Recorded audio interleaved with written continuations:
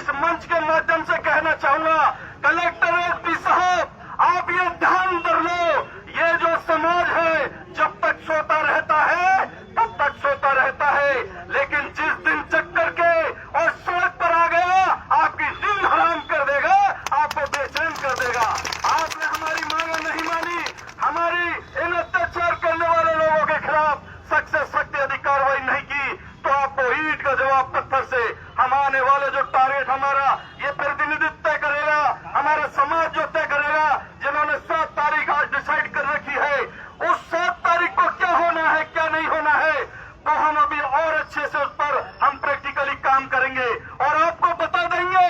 हम आपके तरफ देखने के लिए आपकी ओर इस तरह से आपके ही ऊपर निर्भर हम रहेंगे। संवैधानिक आदमी है, बाबा साहब ने भारतीय संविधान बनाया है, इसलिए हम कानून को हाथ में नहीं लेते, लेकिन आपको आगाह करते हैं 7 तारीख तक यदि आपने हमारे इन मांग पत्रों पर ध्यान नहीं दिया तो हम आपको वो भी बता देंगे जो हमें करना आता है, जैसा मेरे भाइयों ने बताया है। 2 अप्रैल आपके सामने एग्जाम्पल है।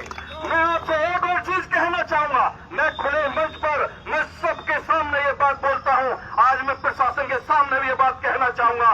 हमारे 4 क्षेत्र हमें निर्धारित करने हैं। आप IAS IPS बनाओ, डॉक्टर इंजीनियर बनाओ, वो नहीं बने तो व्यापार करो, पैसे कमाओ, और वो भी नहीं बने तो नेता बनाओ, और नेता भी नहीं बने तो हमारे साथियों से कहूंगा आप 2 तरीके के गुंडे तैयार करो। जिसके पास में ये पावर होती है उसकी जेब में राजनीति होती है, और जहां राजनीति होती है वहां गुंडागिर्दी की शरण होती है। दोनों एक ही सिक्के के पहलू है, दोनों में बराबर ताकत होती है। आप लोग अपने गुंडे बनाना चालू कर दो, अत्याचार होना अपने आप बंद हो जाएंगे। मैं प्रशासन से कहना चाहूंगा, हम लोगों को गुंडा बनाने का आप काम करने पर मजबूर मत करो। हमारे ऊपर हो रहे अत्याचारों को आप समय पर निर्धारित करो। एक भाई जो नाबालिग है, छोटा सा है, उसके ऊपर जबरदस्त ऐसे 4-5 गुंडा तत्व के लोग वो ताकत के दम पर एक बच्चे को, कमजोर बच्चे को किस प्रकार से असहाय तरीके से पीट रहे हैं, वो एक बहुत कायराना हरकत है। अरे तुम में हिम्मत है तो बराबर के जैसे भाइयों के साथ में बराबर की लड़ाई कैसे होती है। और मैं आपको कहना चाहूंगा, हमारे ऊपर इन्हीं क्षेत्रों में जहां हमने मीणा को ताकत दी, मीणा ने हमारे ऊपर अत्याचार किया, जहां गुजर को हमने ताकत दी, गुजर ने हमारे ऊपर अत्याचार किया, और ये चीज जब तक होती रहेगी हम लोग जब तक मजबूत नहीं होंगे। अरे जैसे को तैसा करना आप स्टार्ट कर दीजिए, आपकी समस्याएं खत्म हो जाएंगी, आपको शासन प्रशासन तरफ देखने की जरूरत नहीं पड़ेगी, आपके काम ऑटोमेटिक हल होंगे। यही प्रशासन चिंता करके आपके पास आएगा, अरे भाई ऐसा ना हो जाए, इस जगह पर ये घटना हुई है, कल कहीं वो दूसरे लोग इनके साथ ऐसी दुगनी हरकत ना कर दे। वो डरेगा, धमकेगा, आपको सुनने के लिए कहेगा नहीं कि हम चले जाएंगे जल्दी में है, वो ये कहेगा कि आधी रात हो, भाई हमसे बात तो कर लो, कहीं कोई ऐसी बात तो नहीं हो जाए।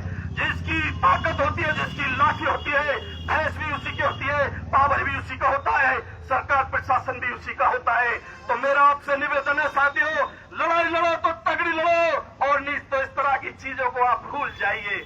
आप चिंता ना करो, आप जैसे सोते रहे हो और सो जाइए और सो जाइए, आपके ऊपर होते रहेंगे अत्याचार। अन्यथा आपको लगता है कि हम जाग गए हैं, हमें चिंता है, हमारे साथ गलत हो रहा है। अरे जिंदगी एक बार मिलती है, एक बार मिलती है।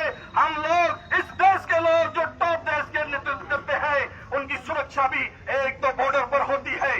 बॉर्डर पर जब पहुंच जाता है वहां कोई फूल नहीं बरसते, गोली बरसती है, बम बरसते हैं, और आदमी जीता नहीं है मरने के लिए वहां बॉर्डर पर जाकर लड़ने का काम करता है। उन्हें पता है गोली आएगी मुझे खत्म कर देगी, फिर भी वो जाता है और वहां लड़ाई लड़ता है, हमारे हक के लिए लड़ता है, देश की सुरक्षा करता है, और वो मरता नहीं है, आजीवन अमर हो जाता है। और अमर आदमी कभी मरता नहीं, हमेशा याद आता है।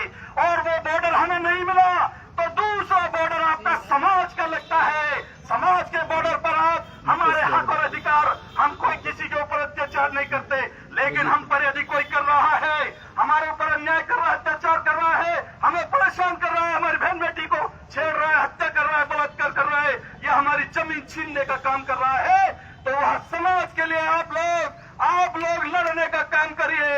अरे आप लोग अपने लिए चाहे 2 नहीं तो तो एक तो मारने का काम करिए, और मार भी नहीं सकते तो लड़ते लड़ते मर भी गए तो आप मरोगे नहीं, आप अमर होने का काम तो करिए।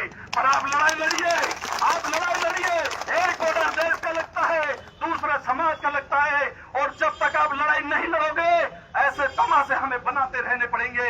इन तमाशों को बंद करें, हमारे आगे की लड़ाई लड़ने की मुहिम आप यहाँ पर प्लानिंग करें। इतना ही कहना चाहूंगा, शासन प्रशासन के लोगों अभी भी वक्त है, सुधर जाइए और राजस्थान सरकार को हमारी चेतावनी पहुंचाइए, हमें न्याय देने का काम करिए। बहुत बहुत शुक्रिया, बहुत बहुत धन्यवाद।